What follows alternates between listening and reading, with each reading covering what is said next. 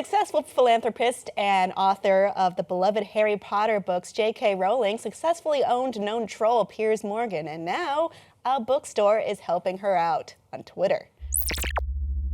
So ever since this, I don't want to say a war, because one side clearly owned the other. Well, I mean, it was a war. There was a conflict. It's just that one steamrolled the other, like you said. One was clearly the victor.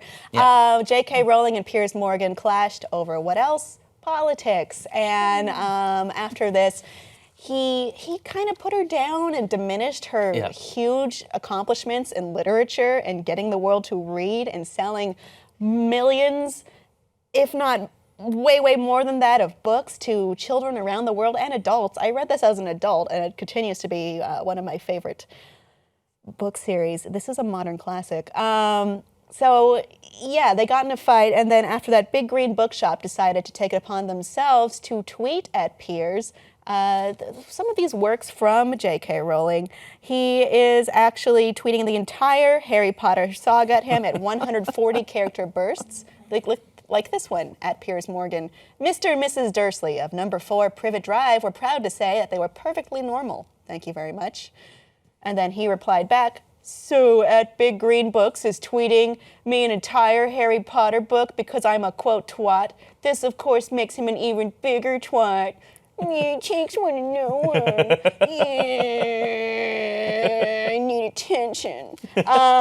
So yeah, and I would like to point out that this, the person behind Big Green Bookshop is, it's not a bot. It is a real live person tweeting, separating into 140 character bursts, and it's going, and good job, Big Green Bookshop. This is some dedication for sure. I mean, this all started because Piers Morgan was a guest on Real Time with Bill Maher on February 10th, and he acted the role of, he claims he's a centrist, but he acted the role of a Republican. He's not a centrist. No. He's like a professional troll. Yes, I mean, it's his politics and how he covers the news is basically what's built him and destroyed his career several times over the past couple decades. From photoshopping images, as J.K. mentioned, of Iraqi prisoners being waterboarded when he was at the Daily Sun, and other things.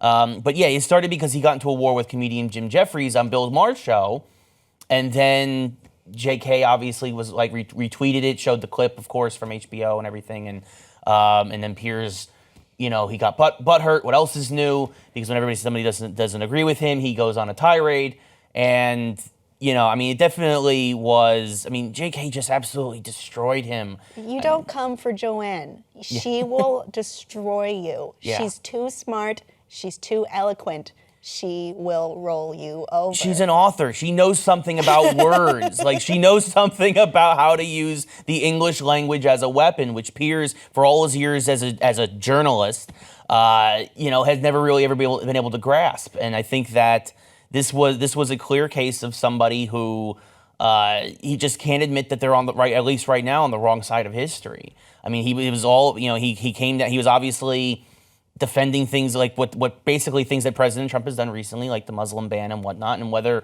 you agree with it or disagree with it, I am vehemently against it. But Piers decided to try and defend these acts by the current sitting president, and he got owned. That's what happens when you try to defend stupid, you just coming across more stupid than the original stupid that started it in the first place. I like that. I love that point that you brought up about words being a powerful weapon and something that we should never take for granted, which is, I mean, we have a bookstore doing these tweets that is, in essence, a book. I mean, eventually it will be a book. But I love that we are using the power of the written word to demonstrate things so clearly in a multitude of ways. And I support this 100%. Yeah. Of course, Piers didn't take this in such good humor and is loudly pouting about it on the internets for fun and profit.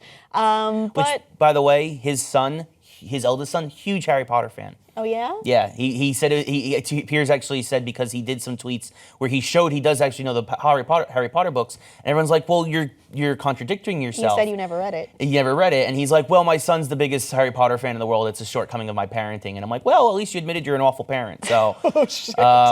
You And know. I mean, you kind of admitted you're a twat too in that tweet, if you're going to read it that way. So, bad parenting, twatting aside, I really love this story, and I love that they're doing this. Good for you, Big Green Bookshop. Sell things online. I will buy one from you. Audience, I was going to ask, who do you think won this war? But I mean, if you can think of a reason why Piers won, please write it below, because I can't think of one myself. And please like and subscribe for more.